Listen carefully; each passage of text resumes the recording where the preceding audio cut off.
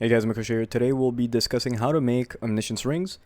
I'm going to teach you guys two ways of making the omniscience ring. The first one being the most classic, and the second one, the one to use for your higher end omniscience tornado shot before going to the mirror tier. What often happens is people, they're going to make their first omni rings and they're basically going to keep them all the way through.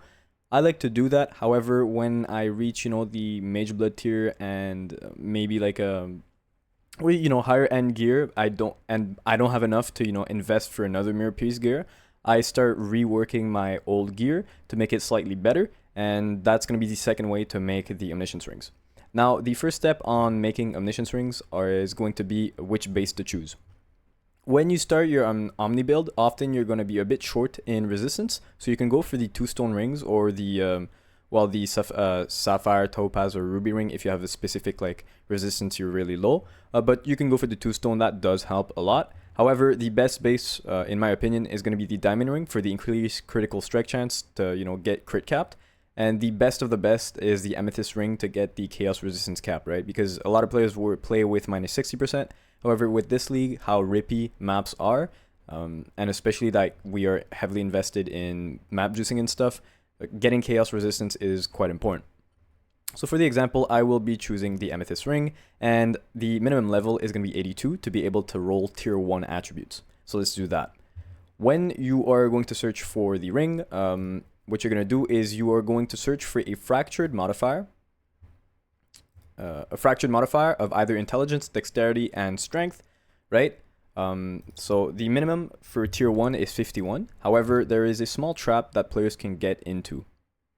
That trap is if the actual ring has a quality, it can increase how much attribute you have, right? So as you can see here, 53 dex is above 51, so it should be tier 1. But because of that quality, it's actually just a tier 2. The actual roll is probably 49 or 50, so that's why it increases to 53. So make sure it's S1, right? So suffix tier 1. So you can choose something like this. This one is bad, and just don't get one that is corrupted, obviously, or mirrored, because, well, you won't be able to modify it. So let's say you went for the int fracture. So you would buy a ring that would look probably a ring that looks something like, something like that.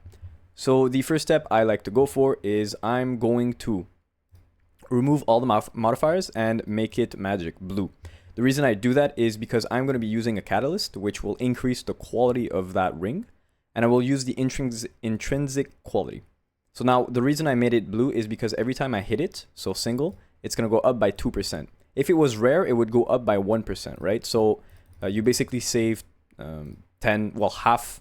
You have to use 50% less intrinsic catalysts, which means you save a lot of currency. As you can see, the intrinsic quality makes that your attribute will go up, and we went from 54, I think, to 64. So that's 10 attributes. If we do that 3 times, that's plus 30 attribute. It's a chunky amount of Omni.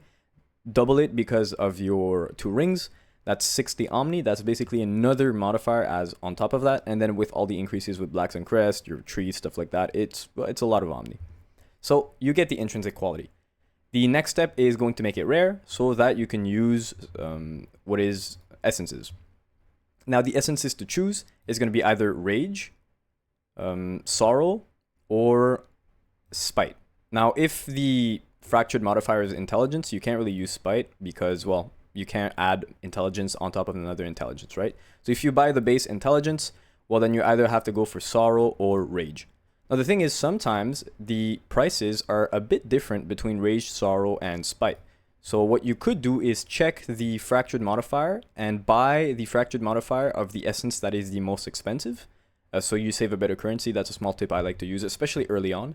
Now after that, a few weeks into the league, it becomes pretty much similar. So now you have intelligence. Let's go for the rage. So I'm going to smack rage, and I will roll rage until I hit the tier 1 of the other attribute. So now I'm 100% guaranteed to have intelligence because it's fractured. I have a 100% chance to get strength because I'm using the essence, and I will have to roll for tier 1 dexterity.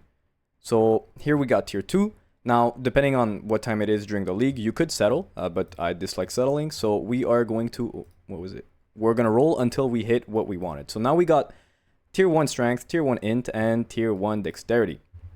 Now, in the very sad eventuality that you are completely full, right? You have all 6 modifiers. You will have to annul and hopefully not hit one of your modifiers. This time we were lucky, but if you do hit one of the dexterity or the strength, you're going to have to restart all over again. Now, the next step right here is going to be quite simple. We're going to go for the suffix cannot be changed, and that is a suffix, right? Suffix cannot be changed, and then we are going to use our friendly chaos veil orb.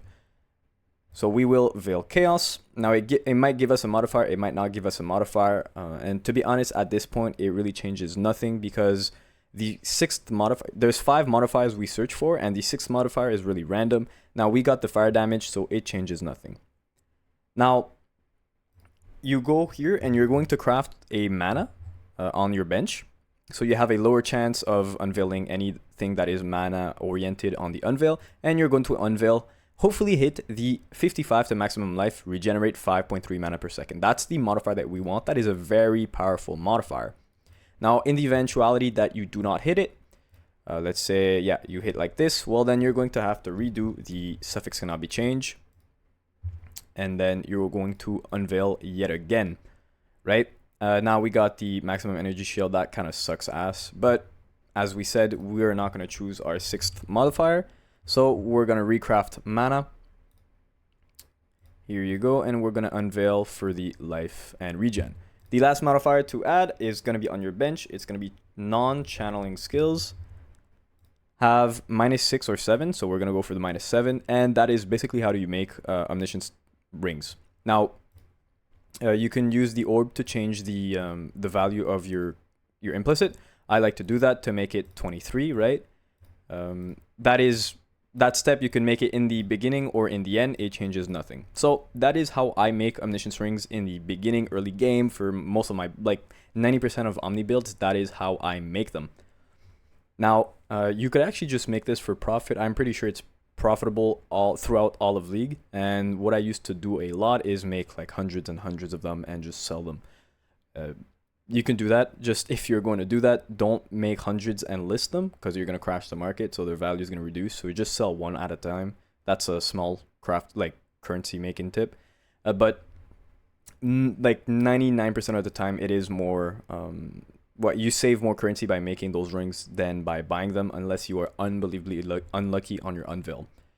And yeah, so Amethyst Ring. Amethyst Ring is the most expensive base though. It can go from 1 to 3 divines depending on what you have and depending on what time of the league it is. Right now it is, yeah, nearly 2 divines, so 1.7 divines. So it is more expensive, but if you go for a 2 stone ring or with any ring that is not, you can, yeah, like here, Sapphire Ring, it's 2 chaos, you know? So it's worthless and costs nothing. Now obviously the also, the range of the fracture will depend on the price. What the hell? Oh, yeah. The range of the fractured modifier will depend the price, but for 3 Omni, is it really worth to add an extra divine or not? It depends really on your currency. Now, the second way to make, well, Omni rings is actually one of my favorite ones, and it is, well, I see not a lot of people using them. Now, the minimum level is also 82, if I am correct. Just make sure, and you're gonna buy the fractured increase elemental damage with attack skills. So yeah, the minimum, this one is 81, so the minimum for the base item is 82 for those tier 1 attributes. And now this one is well, depending on the fracture, it could be, if you go for the max roll, the 42%, it might be expensive, so let's just go for that. And this is how your ring will look like. Same step, you're going to go for the catalyst, and you're going to go for the intrinsic, and you're going to go for 20%. Now the next step is we have to make it rare to be able to use our essences, and we will be using, I forgot the name, I always forget the name for whatever reason. We're not going to roll for any of the attributes. We're going to go for the global critical strike multiplier, the essence of scorn. Now, if you go for this fracture with the essence of scorn and the 2 tier 1 attributes, you have around 4 to 5% increased DPS. So not increased damage, increased, like your DPS goes up by 4 or 5% per ring. So that's between 8 to 10% more damage. between the classic Omni rings and the this version that I like to make. Now, oops, I don't know what I did. Okay, so we're going to roll for the global critical strike multiplier, and we're going to try and hit tier 1 intelligence and, well, tier 1 attributes. So that is going to take a lot of time to roll, by the way. So that's what makes it quite complicated. So yeah, we're going to be rolling, and I might have to speed it up. I'm just gonna...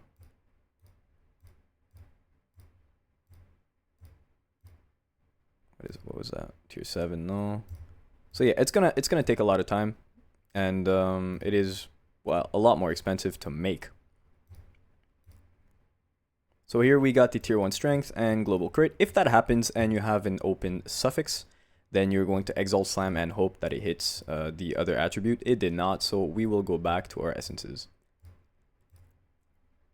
So here we got tier 1 dex, and sadly a tier 5 strength, so that is definitely not enough. Okay, so as you can see, this is quite of a good example to show that it does take a lot of time, but you will eventually hit it. Now you could settle for a tier 1, tier 2, or tier 2, tier 2 or something, because it is a lot more expensive. However, I think with this budget, try not to settle, because well, you know, it's gonna be a lot more expensive, and well, it's a higher end ring, right? So the entry level is, well, already more expensive, so to make it worthwhile, try not to settle. I would settle maximum at a tier 1 and a tier 2. That's what I would settle depending on my budget. Now let us say that we do hit it. It's just gonna take way too much time.